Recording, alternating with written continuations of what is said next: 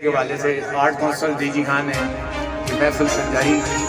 मुझे बड़ा अच्छा लगा यहाँ पे आके कि चीफ मिनिस्टर पंजाब की अपनी डिवीजन है, गवर्नमेंट ऑफ पंजाब का ये विजन है कि आप ऐसे टैलेंट को अगर आप इनके वर्ड पे जाएं तो हंट का वर्ड जो है ना वो बड़ा खूबसूरत है। इसके अंदर तमाम इसकी फलसफा शामिल है।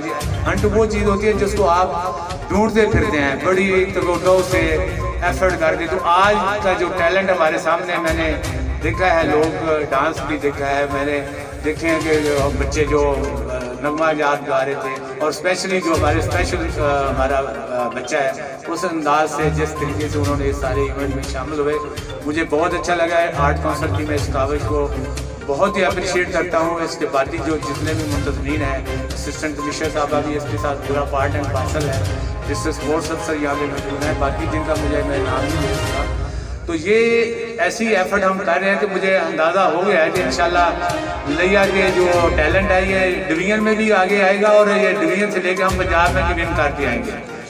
और